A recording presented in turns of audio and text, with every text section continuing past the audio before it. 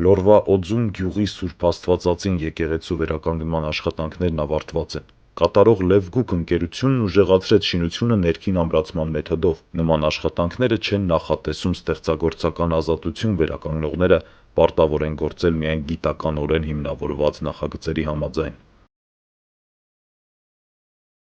Օձուն։ Այստեղ ես հասկանում, ինչ ասել է հոգու թռիչք։ Այն բազմել է Դեբեթի հովտի ձախափնյա բարձրադիր սարահարթի վրա պարուրված այգիների կանաչով։ Ըստ ավանդության առաջին դարում այս չքնաղ վայր է այցելել Հիսուսի Թովմաս Առաքյալը եւ օծել քահանաների ու եպիսկոպոսների։ Ներկայիս եկեղեցու շենքը կառուցվել է 5-րդ դարում ավելի հին, 4-րդ դարում Գրիգոր Լուսավորչի ու Տրդատ III-ի կողմից կառուցված միանավ բազիլիկ տիպին պատկանող եկեղեցու տեղում։ Հին եկեղեցու քարերը նորում որպես շինաքար են օգտագործվել, ինչով բացատրվում է թափված որմնանկարների տակից դուրս եկած բազմաթիվ թաքնված զարդաքանդակների առկայությունը։ Վերջին նորոգությունն Օձունի եկեղեցին տեսել էր 19-րդ դարում։ Խորհրդային շրջանի մի զգալի հատված այն որպես պահեստ է օգտագործվել եւ մեր օրերին հասել վթարային վիճակում գմբեթից իջնող հին ճաքերով։ Վերականգնումը ընթացավ ավելի շատ բուժման, քան թե այն մեթոդով, որ քանդենք, նոր շարենք, որտեղ երբ որ շատ էս քանդում, նոր շարում, հուշարձանը կառույցը ինքը կորցնում է իր պատմական եւ ճարտարապետական արժեքը։ Դառնում է շատ սիրուն նոր, բայց դա չի դնում է 6-րդ դարի եկեղեցին։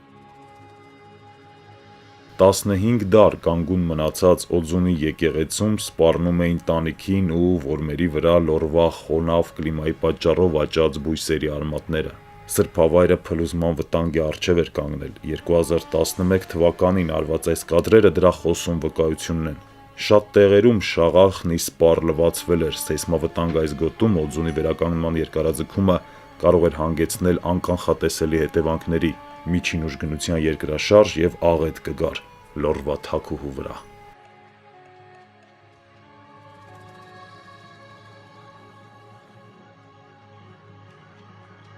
Ներքին ամրացման ինքնատիպ մեթոդների մշակմանը մասնակցել են լավագույն հայկական ճարտարապետներն, ինչպես նաև Միլանի պոլիտեխնիկական ինստիտուտի մասնագետները։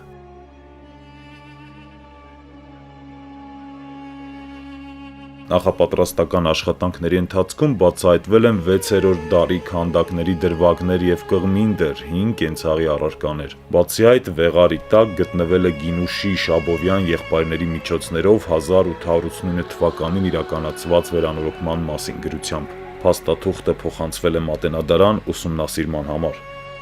Օձունի վերածնունդ ծրագիրն իրականացվել է Սփյուռքում բնակվող մեր հայրենակից Մովսես Ձավարյանի նախաձեռնությամբ։ Ծրագրի համակարգող Արմեն Դավթյանի խոսքերով նման վերանորոգում իր ծավալներով եւ տեխնիկական լուծումներով Հայաստանում դեռ չէր եղել։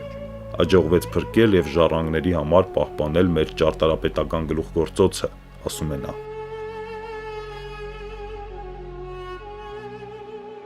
Օձունի վերականգնման ծրագիրն իրականացնողների ուշադրության կենտրոնում էր նրա ոչ միայն նյութական, այլև հոգևոր վերածնունդը։ Այս բացառիկ սրբավայրի հանրահռչակման ծրագրի շրջանակներում ստեղծվեց 7 մասից բաղկացած չբացահայտված Օձուն ֆիլմաշարը, որում փորձ արվեց լույս սփռելու Օձունի առաջին հայացքից թաքնված կողմերի վրա, այն ամենի, ինչն այս մարգարիտը ոչ միայն հայ, այլև համաշխարհային մշակույթի մասնիկ է դարձնում։ Այսօր վստահաբար կարելի է արձանագրել, որ Հայաստանի հյուսիսում գտնվող գմբեթավոր այս բազիլիկը զերծ կմնա փլուզման որևէ վտանգից առաջիկա մի քանի դարերի ընթացքում եւ իր վերագթած վեհությամբ եւ թռիչքով կշարունակի ապշեցնել յուրաքանչյուրի երևակայությունը։